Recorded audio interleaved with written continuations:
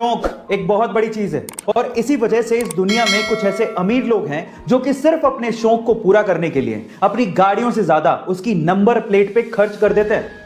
तो चलो इसी से रिलेटेड मैं आपसे एक सवाल पूछता हूं। मेरा सवाल यह है कि पूरी ही दुनिया की सबसे महंगी नंबर प्लेट कौन सी है और वो कितने की है, क्या आप जानते हैं? तो चलिए इस बात का जवाब मैं आपको देता हूं और सुन के आप लोग हैरान रह जाएंगे।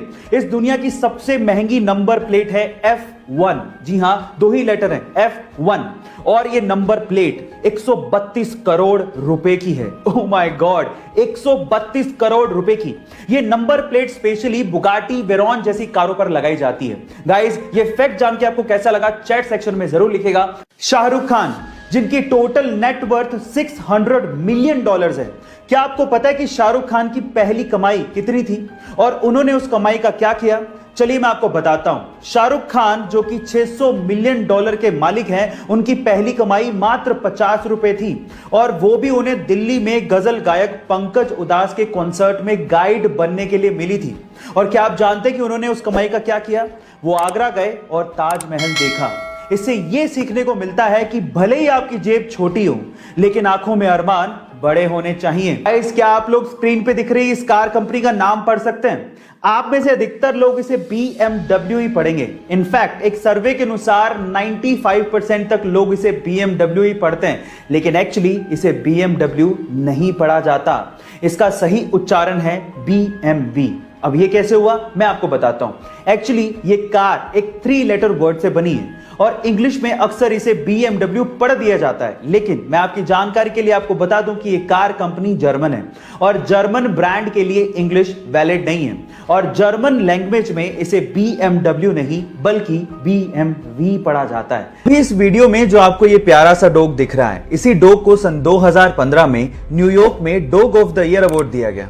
उसका रीजन जान के आप लोगों को बहुत ज्यादा प्राउड फील होगा। हुआ कुछ यूं कि इस डॉग का मालिक एक्चुअली ब्लाइंड था और इसी वजह से उसका एक बस के साथ एक्सीडेंट हो गया।